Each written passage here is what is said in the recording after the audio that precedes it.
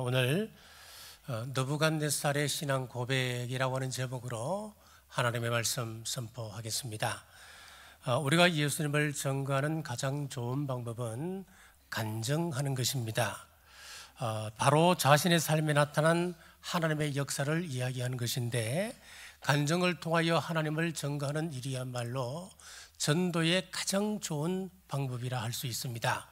왜냐하면 간증이라고 하는 것은 내 삶 속에 나타난 하나님의 역사를 증거하는 것이기 때문에 다른 사람이 아니라고 부인할 수 없기 때문에 그렇습니다. 그러므로 우리는 최소한 자신의 간증거리를 가지고 있어야 합니다. 믿지 않는 누군가가 당신은 어떻게 예수님을 믿습니까? 라고 물어본다면 자신 있게 증거할 수 있는 간증이 있어야 하기 때문에 그렇습니다. 본문의 배경입니다. 다니엘 4장 전반부에 보면은 느부갓네살의 두 번째 꿈이 나오고 있습니다. 꿈에 한 나무가 하늘에 닿을 듯이 높이 자랐습니다. 잎사귀는 무성하였고 열매는 만 백성이 먹을 만큼 풍성하였습니다. 갑자기 하늘에서 한 천사가 내려와서 소리치기를, 나무를 베고 그 잎사귀와 열매를 털라. 짐승들로 그 아래서 떠나게 하고 새들은 가지에서 쫓아내어라. 그러나 그 뿌리에 그루터기는 남겨두어라. 새와 노줄로 동이고 덜풀 가운데 두어라. 이 그루터기가 7년 동안 이슬을 먹게 될 것이고 덜 짐승처럼 지나게 될 것이다. 자, 다니엘이 그 꿈을 해석합니다. 큰 나무는 왕의 나라가 더욱더 번성하게 될 것을 상징합니다. 자, 그런데 나라의 번영이 극에 달할 때에 하나님께서 왕을 치실 것입니다. 그러므로 왕이여 회개하고 공의를 베푸십시오. 과연 그 꿈대로 하나님의 심판이 임했고 7년의 기한이 찬 후 왕권을 회복했습니다. 회복한 후 느부갓네살은 내가 하나님을 만났다. 만 백성들에게 자신이 만난 하나님을 간증했습니다. 첫째, 느부갓네살의 과거의 삶입니다. 2절입니다. 지극히 높으신 하나님이 내게 행하신 이적과 놀라운 일을 내가 알게 하기를 절개하노라. 여기서 하나님께서 행하신 일이 무엇일까요? 왕이 정신병에 걸렸습니다. 마음이 짐승의 마음으로 바뀝니다. 소처럼 풀을 떴습니다. 하늘의 이슬을 맞으며 삽니다. 그의 머리털은 독수리의 털처럼 변했습니다. 그의 손톱은 새의 발톱같이 변해버렸습니다. 그러기를 7년이 된 거예요. 왕이 깨닫고 자기의 교만을 내려놓았을 때에 하나님이 그 정신과 왕권을 회복시켜 준 그 일을 말합니다. 자, 느부갓네살이 하나님을 알기 전에는 어떤 사람이었을까요? 첫째는 교만한 사람이었습니다. 20절입니다. 30절입니다. 나 왕이 말하여 이르되 이 큰 바벨론은 내가 능력과 권세로 건설하여 나의 도성으로 삼고 이것으로 내 위엄의 영광을 나타낸 것이 아니냐 하였더라. 얼마나 교만한 사람이었습니까? 왕궁 지붕을 거닐며 말하기를 내 힘으로 바벨론의 찬란한 영광을 성취하였다. 그는 큰 소리치고 있습니다. 인생의 중심이 자기 자신이었습니다. 이 사람의 세계관은 자기 중심이었습니다. 둘째, 하나님의 은혜를 몰랐습니다. 느부갓네살에게 이런 모든 영광을 주신 분은 우리 하나님이십니다. 하나님께서 그에게 총명과 권세와 이 세상 모든 영광을 주셨습니다. 심지어 느부갓네살에게 꿈을 꾸게 하신 것도 그가 돌이켜서 그 영광이 지속되길 바라셨습니다. 모든 것이 하나님 하셨습니다. 하지만 어리석게도 느부갓네살은 하나님의 은혜에 대해서 전혀 감사하는 마음이 없었습니다. 오히려 그의 마음속에는 현재 그가 누리는 모든 영광이 전적으로 자신의 공로였다 그는 생각했습니다. 셋째, 거짓된 안정감을 가지고 있었습니다. 그는 왕궁과 자기 도성 안에 있으면 영원히 안전할 것으로 착각을 했습니다. 왕권과 물질과 권세를 가지면 항상 안전하다 저는 스스로 위로했습니다. 이런 느부갓네살을 하나님께서 주시니 순식간에 초라한 짐승의 마음으로 흉악한 짐승의 모습으로 바뀌는 것이었습니다. 그렇습니다. 느부갓네살이 믿었던 세상의 권세와 물질과 부귀 영화는 거짓된 안정에 불과했습니다. 하나님의 은혜로 회복된 느부갓네살이 놀라운 일을 합니다. 과거 비참한 상황을 가감없이 증거하기 시작했습니다. 여러분, 7년간 정신병을 앓았고 7년간 짐승의 마음으로 바뀌어서 짐승처럼 들에서 뛰어다니며 생활하였다. 이거 밝히고 싶은 사람이 과연 몇 있을까요? 더군다나 세계 최고의 군주가 아닙니까? 체면이 있을 것 아닙니까? 내가 7년간 정신병을 앓았어. 내가 7년 동안 짐승처럼 들판을 뛰어다녔어. 굳이 천하 만민에게 알려줄 필요가 뭐가 있습니까, 여러분? 그런데 이걸 알리기를 절교했대요. 여러분, 이게 바로 은혜 받은 사람의 특징입니다. 사도 바울을 보십시오. 디모데전서 1장 13절에서 자기를 이렇게 소개합니다. 내가 전에는 비방자요 박해자요 폭행자였으나, 이런 부끄러운 일을 굳이 알릴 필요가 어디 있습니까? 내가 비방하는 자였다. 요즘 말로 바꾸면 내가 좀 뒷담화하고 다녔지. 나는 박해하는 자였다. 내가 일제시대 때 일제 앞잡이가 되어서 내가 쳐놓은 사람만 해도 한 수백 명 뗄걸? 폭행자였다. 나는 한 주먹했어. 그때요, 이런 부끄러운 사실을 그것도 후배 목사에게 굳이 할 필요가 어디 있겠습니까? 나아가서 15절 하반절에 보면 죄인 중에 내가 개순이라 그랬습니다. 그런데 이렇게 말하는 것을 조금도 부끄러워하지 않았다 그랬습니다. 왜 그럴까요? 그때는 내가 모르고 행했고 이제는 하나님께서 나를 용서하사 예수님의 사도가 되었기 때문에 내가 부끄럽지 않게 이야기할 수 있다고 하는 것입니다. 은혜의 빛 가운데서 더 이상 그런 삶을 살고 있지 않기 때문에 부끄러운 과거일지라도 내가 말한다, 그렇게 이야기하는 겁니다. 찬송가 305장 어메이징 그레이스를 쓴 존 뉴턴이 어떤 사람이었습니까? 이 존 뉴턴은 과거가 보면 참 부끄러운 삶을 살았습니다. 노예 무역 상인이었습니다. 아프리카에 배를 끌고 가서 아프리카에 사람을 붙잡아다가 그것을 노예로 파는 상인이었습니다. 그런데 이런 부끄러운 사실을 그는 과감히 밝히는 것입니다. 왜 그럴까요? 이제 예수님을 믿고 난 이후에 완전히 그 삶이 변했기 때문에 그렇습니다. 그리스도 안에 있으면 새로운 피조물이 되었기 때문에 그렇습니다.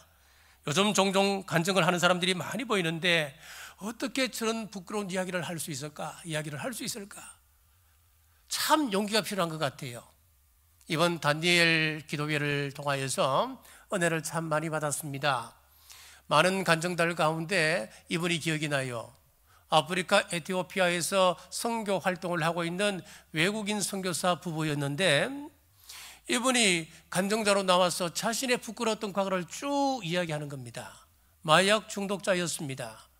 그리고 매춘부처럼 이 남편도 그렇고 아내도 그렇고 자신의 몸을 마음대로 팔았던 사람들이었습니다. 자, 그러면서 제가 그 간증을 듣고 제가 며칠 동안 고민이 되었습니다. 야, 저게 과연 은혜가 될까? 저런 이야기를 듣는 사람들, 우리 성도들은 어떤 생각을 할까?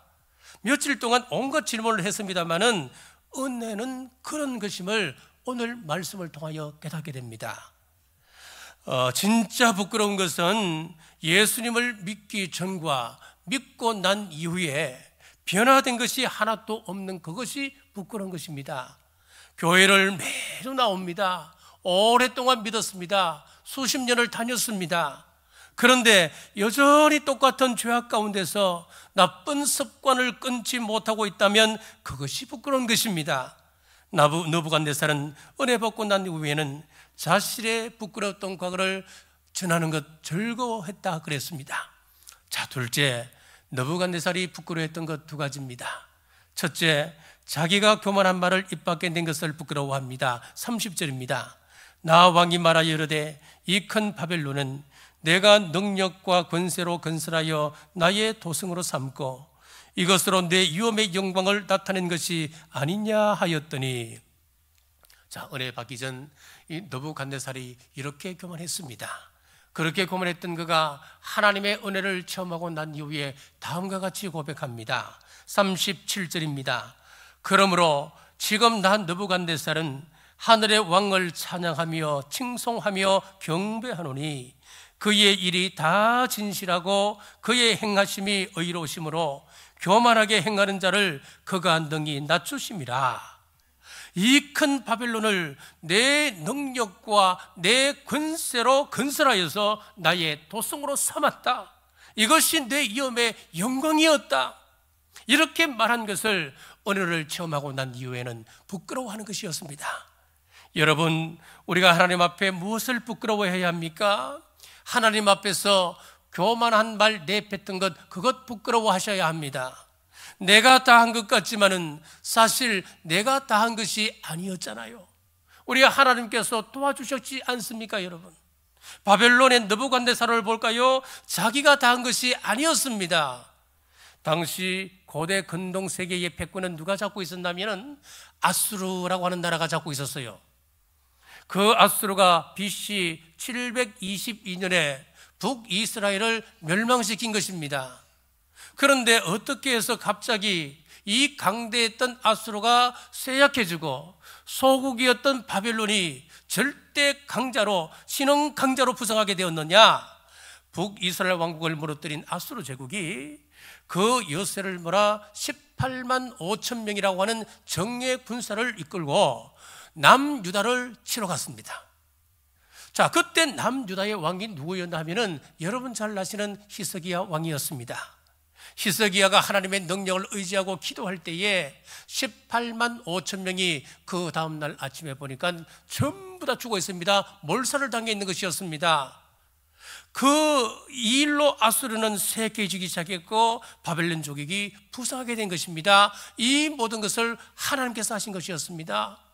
만약에 역사는 가정이 없다고 이야기합니다만은 만약에 그때 아수르가 욕심을 부리지 아니하고 남유다를 치러 가지 않았다면 18만 5천 명이라고 하는 그 정예 군사를 허비하지 않았다면 바벨론은 역사에서 이렇게 강자가 될 수 없었을지도 모르는 겁니다.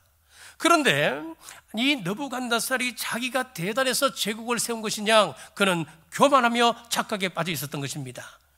여러분, 느부갓네살만 이렇게 하는 것일까요? 아닙니다. 우리도 똑같습니다. 내 자신이 느부갓네살입니다. 이 사업 내가 이루었다, 내가 성공시켰다, 내가 이만큼 성장시켰지. 그런데 잘 보시면은 때와 시기를 하나님께서 적절하게 배열해 주셔서 여러분 가운데 그 역사가 일어나도록 하나님이 도와주신 것입니다. 그런데 그것 가지고 내가 했다고 이야기한다면 우리 하나님이 웃으시는 겁니다. 웃으실 거예요. 여러분들이 여기까지 올 수 있었던 것 여러분의 능력이라고 생각하십니까? 내가 이걸 했다, 하나님이 싫어합니다. 그 말씀을 싫어하는 거예요. 성경에서 가장 경계하는 것이 무엇이냐면은 교만입니다. 잠언 6장 16절에서 17절에 보시면은 여호와께서 미워하시는 것, 곧 그의 마음에 싫어하시는 것이 예 7가지니 곧 교만한 눈과 거짓된 혀와 무죄한 자의 피를 흘리는 손과. 하나님께서 싫어하는 것이 뭡니까? 하나님께서 싫어하시는 것 6이나 7가지가 있는데 그 가운데 가장 싫어하는 것이 교만이다, 그렇게 말씀하고 있는 거예요. 동성애를 성경이 가정스러운 죄라고 말씀하고 있기 때문에 우리는 동성애를 반대합니다. 자, 그런데 이것보다 더 싫어하는 것이 있습니다. 교만입니다. 잠언 16장 5절에 보니까 무릇 마음이 교만한 자를 하나님께서 미워하시는지 피차 손을 잡을지라도 벌을 면하지 못하리라. 시편 101편 5절 자기의 이웃을 은근히 헐뜯는 자를 내가 멸할 것이요 눈이 높고 마음이 교만한 자를 내가 용납하지 아니하리라. 교만한 자를 용납하지 않으신대요. 야고보서 4장 6절 하나님이 교만한 자를 물리치시고 겸손한 자에게 은혜를 주신다 하였느니라. 잠언 16장 18절 교만은 패망의 선봉이요 그만한 마음은 넘어짐의 앞잡이니라. 자, 세상에서 처음으로 이루어졌던 범죄가 뭔 줄 아십니까? 교만이었습니다.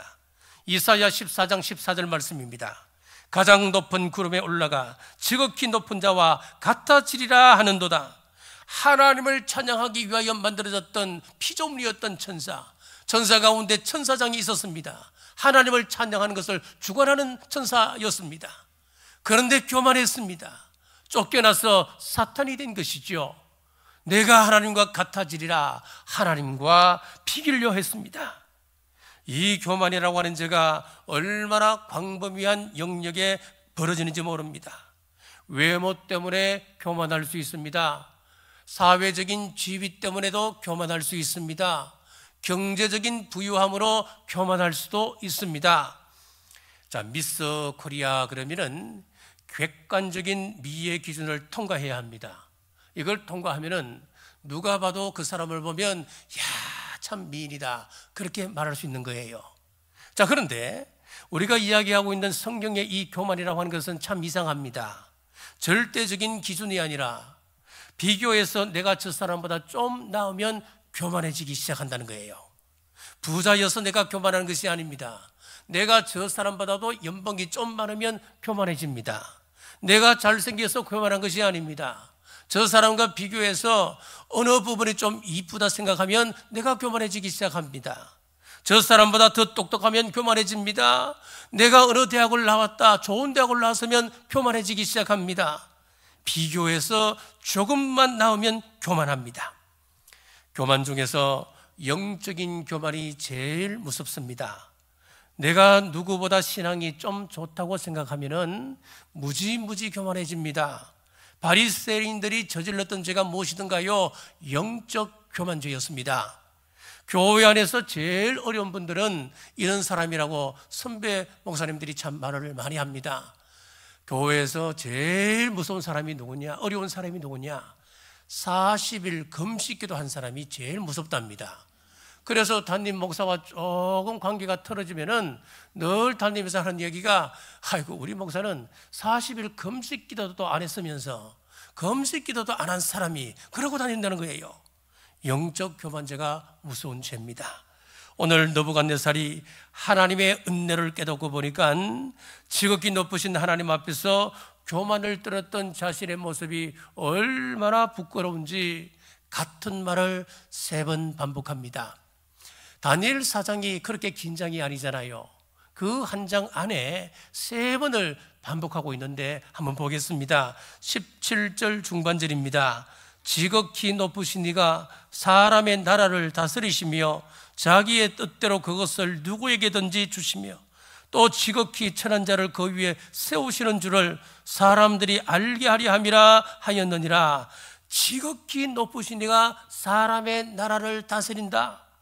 자기 뜻대로 그것을 누구에게든 주신다. 그리고 비천한 사람을 사람들 앞에 세우신다. 하나님께서 그렇게 하신다는 거예요. 내가 잘나서 그런 줄 알았는데 그것이 아니었구나. 이 모든 것 하나님께서 하셨구나. 자, 자신의 그 교만이 얼마나 부끄럽던지 방금 읽었던 이 말씀을 또 반복합니다. 25절 중반절입니다. 그때에 지극히 높으신 이가 사람의 나라를 다스리시며 자기의 뜻대로 그것을 누구에게든지 주시는 줄을 아시리라. 똑같습니다. 자, 여기서 끝날까요? 또 한 번 더 반복합니다. 32절 중반절입니다. 지극히 높으신 이가 사람의 나라를 다스리시며 똑같죠. 자기의 뜻대로 그것을 누구에게든지 주시는 줄을 알기까지 이르리라 하였더라. 똑같습니다. 내가 몰랐구나. 내가 최고인 줄 알았는데 전능하신 우리 하나님께서 최고이시구나. 내가 다스린 줄 알았는데 전능하신 하나님께서 다스렸던 것이구나. 내가 이 모든 일을 다 행한 줄 알았었는데 내가 아니고 전능하신 그분이 이 모든 일을 행하셨구나. 얼마나 뼈저게 느꼈던지 같은 말을 3번 반복하겠단 말이에요. 교만이 무서운 겁니다. 교만은 철저히 우리가 하나님 앞에서 회개하셔야 합니다. 둘째, 돌이키지 못함을 부끄러워했습니다. 27절입니다. 그런 적 왕이여 내가 아뢰는 것을 받으시고 공의를 행함으로 죄를 사하사 가난한 자를 긍휼히 여김으로 죄악을 사하소서. 그리하시면 왕의 평안함이 혹시 장구하리이다 하니라. 자, 성경에서 심판을 선포하실 때는 심판의 말씀만 선포하는 것이 아닙니다. 심판의 말씀과 함께 피할 길도 함께 말씀해 주셨습니다. 노아 심판 때 피할 길을 열어주셨습니다. 노아 방주였습니다. 소돔과 고모라가 무너질 때도 롯이 피할 그 자리를 말씀해 주셨습니다. 느부갓네살도 심판이 선포되면서 피할 길도 함께 말씀해 주셨습니다. 심판이 예정되었지만 1년의 유예 기간을 두었습니다.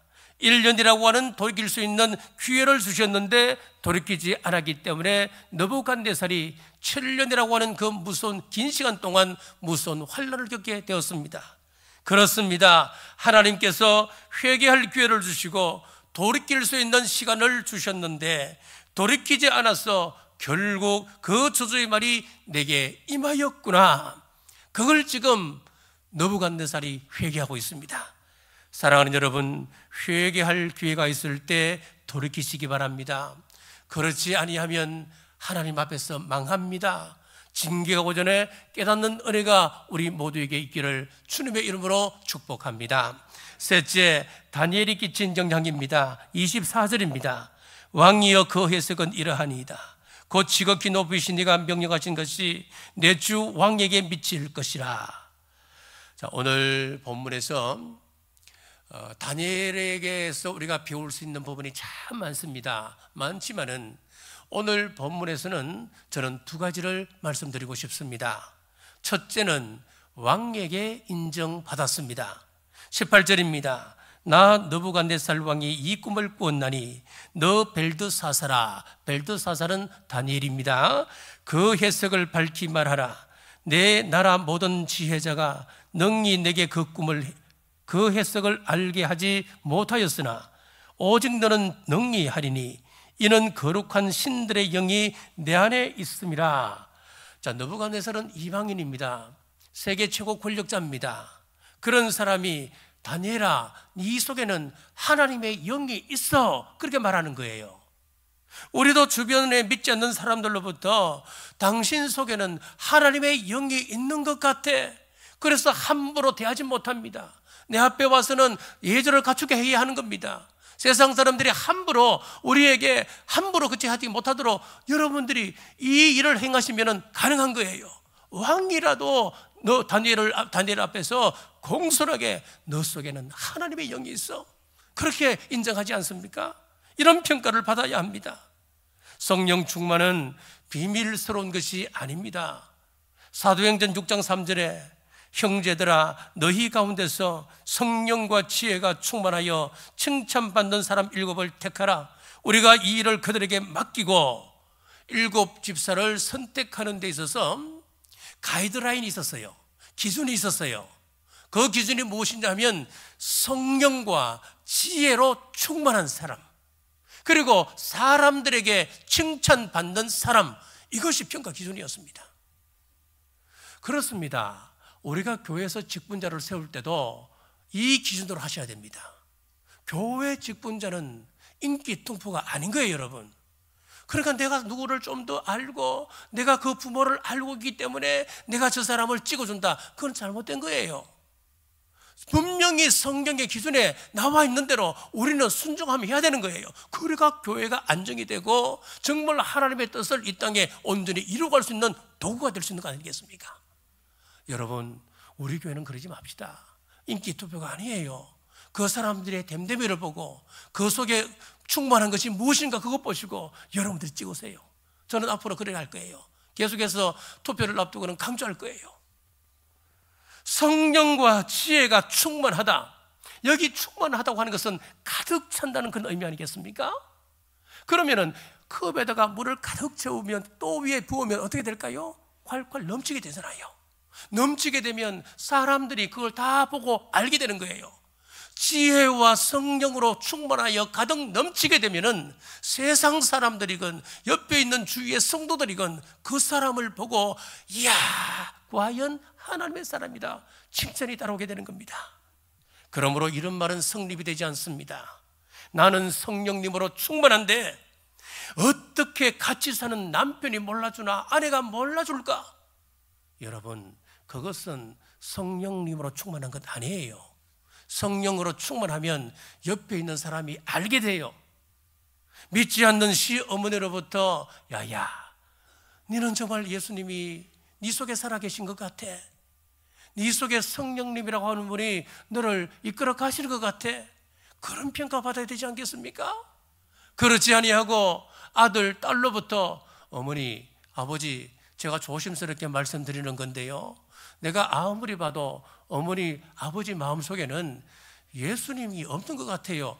그런 평가를 들으면 이거 기가 막힐 노릇 아니겠습니까, 여러분? 세상 사람들로부터 교회에 가려면 남부교회에 가라. 그 남부교회는 정말 좋은 교회야. 내가 모르지만은 하나님께서 역사하시는 교회, 성령님께서 이끌어 가시는 교회인 것 같아. 이런 그런 평가를 들어야 되지 않겠습니까? 이렇게 다니엘은 느부갓네살로부터 네 속에는 하나님의 영이 있어, 그런 평가받는 여러분 되시길 주의 이름으로 축복합니다. 자, 둘째는 가감없이 전했습니다. 24절입니다. 왕이여 그 해석은 이러하니이다. 곧 지극히 높으신 네가 명령하신 것이 내 주 왕에게 미칠 것이라. 자, 다니엘이 느부갓네살의 꿈을 듣고 하나님 주시는 계시를 따라서 해몽을 하는데 기가 막히는 거예요. 야, 이 이야기를 해야 될까 말아야 될까 고민이 되기 시작하는 겁니다. 자, 어떤 그 해석이 나오느냐 하니까 7년간 왕이 미친다는 거예요. 미치는 정도가 아니라 완전히 짐승의 마음이 되고 그의 몰골은 흉악한 괴물의 모습으로 변한다는 거예요. 그 이야기를 여러분이라면 과연 할 수 있겠습니까? 이 사람이 세계 절대 강자 아닙니까? 그런데 그 앞에 가서 왕이여 이렇게 된답니다. 이렇게 이야기할 수 있는 사람 몇 있겠습니까? 목숨을 내어놓고 지금 그 이야기 해야 되는 겁니다. 여러분 같으면 하시겠습니까? 자, 그런데 다니엘은 하나님 주신 그 계시의 해석을 그대로 전했습니다. 여러분, 제가 강단에서 하나님의 말씀을 그대로 가감없이 전할 수 있도록 여러분 기도해 주셔야 됩니다. 왜 그런 줄 아십니까? 내가 있는 그대로 가감없이 전한다고 한다면 이것이 여러분에게 은혜가 되기 때문에 그렇습니다. 이것이 은혜입니다. 자, 절기나 그 행사 때를 빼면은 제가 많이 하는 설교가 강해 설교입니다. 지금 오늘 하는 것도 제가 강해 설교지요. 이 강해 설교인데 제가 이렇게 강해 설교를 하는 것은 제가 어떤 목적을 가지고 어떤 의도성을 가지고 한 사람을 공격하기 위해서 이렇게 말씀을 딱 뽑아서 이 말씀 가지고 탁 이야기한다, 그런 것이 아니라는 이야기를 하고 싶은 거예요. 저는 한 성경을 택하면 물론 절기나 행사 때는 어쩔 수 없지만은 아니면 대부분은 그 장을 따라서 순서대로 그 말씀을 그냥 풀어나가는 겁니다. 그러므로 나 치는 설교네, 또 나 들으러 가는 설교네, 제발 그러지 마십시오. 예? 여러분 자꾸 그런 일로 가지고 문자하고 뭐 전화 그런 사람 없어서 제가 얼마나 행복한지 몰라요. 감사합니다. 그런데 이제 우리 설교를 보면요, 위로하는 말씀보다는 우리에게 이런 책망의 말씀, 또 가르치기 위해서 주시는 말씀이 훨씬 더 많다는 것을 여러분 아셔야 돼요. 디모데후서 3장 16절에 이런 말씀이 있습니다. 모든 성경은 하나님의 감동으로 된 것으로 교훈과 책망과 바르게 함과 의로 교육하기에 유익하니, 교훈하는 말씀, 책망하는 말씀, 의로 교육하는 말씀, 바르게 하는 말씀, 이런 것이 훨씬 더 많다는 거예요. 그래서 말씀 자체가 그렇기 때문에 말씀을 들을 때 은혜가 정말 넘치는 설교고 예배를 한다면 그 말씀이 나에게 딱딱 부딪혀 오는 거예요. 아, 저것이 내 말씀이구나. 또 들으라고 하는 말씀이네, 그 말씀이 아니고 아, 나에게 주시는 말씀이구나, 그렇게 받아들일 수 있는 거예요. 사랑하는 여러분, 한 사람 한 사람을 생각하면서 설교 준비 못합니다. 그런데 듣는 한 사람 한 사람이 꼭 나 들으라고 가르치시는 말씀 같네, 참 은혜도다, 그거의 은혜입니다. 저는 기록된 말씀 그대로 전하고자 애를 씁니다. 그러므로 그 말씀이 나를 찌르는 말씀이라도 아멘으로 받는 것이 은혜인 줄 알고 아멘으로 응답하는 여러분 되시기를 주님의 이름으로 축복합니다. 말씀을 맺습니다. 지금 우리는 과학과 기술이 발달한 문명 시대에 살고 있지만은 하나님의 보호하심과 도우심이 없다면 단 한순간도 안전할 수 없는 연약한 존재임을 고백하며 살아가고 있습니다. 오늘 느부갓네살을 통하여 깨닫는 것은 하나님께서 세우신 무성한 나무, 예수 그리스도의 십자가 그늘 밑이 가장 안전한 장소임을 깨닫게 됩니다. 국가가 위태롭고 사회가 혼란스럽지만 이럴 때일수록 우리 십자가 그늘 밑에 더욱더 힘써 나오시는 여러분 되시길 주님의 이름으로 축복합니다. 우리가 부끄러워야 할 것은 교만한 말을 입 밖에 낸 것과 하나님께서 수없이 많은 기회를 주심에도 불구하고 그것을 무시하고 살아가고 있다고 하는 것, 그것 부끄러워해야 합니다. 사랑하는 여러분, 말씀이 임할 때 회개의 역사, 감동의 역사가 있기를 주님의 이름으로 축복합니다. 우리가 전하는 자의 입장이 되었을 때는 다니엘의 길을 걸어가야 합니다. 말씀을 가감없이 전하고 세상 사람들에게 야, 당신은 정말 하나님의 사람이구나 칭찬받기를 바랍니다. 여러분, 세상이 어수선합니다. 조금 더 요동하지 마시고 다니엘처럼 하나님 사람답게 살고 하나님 사람답게 행하고 하나님 사람답게 힘써 전하시는 우리 남부의 모든 성도들 되시길 주님의 이름으로 축복합니다. 기도하겠습니다. 전능하신 아버지 하나님, 감사합니다. 저희들의 무지를 용서하여 주옵소서. 과거가 부끄러운 것이 아닙니다. 믿는다고 하면서 변화되지 않는 저희들의 모습을 부끄러워하게 하옵소서. 교만한 말을 입 밖에 낸 것이 너무나 부끄럽습니다. 내가 다 한 것처럼 얘기한 것이 부끄럽습니다. 돌이킬 수 있는 시간이 있었는데도 돌이키지 않고 그대로 사는 내 모습이 부끄럽습니다. 하나님의 말씀이 이렇게 찌르는데 미동도 하지 않는 내 모습이 너무 부끄럽습니다. 하나님이 제일 싫어하는 교만은 물러가고 겸손의 은혜가 모든 성도들에게 임하게 하여 주시옵소서. 다시 오실 예수님 이름으로 간절히 기도드리옵나이다. 아멘.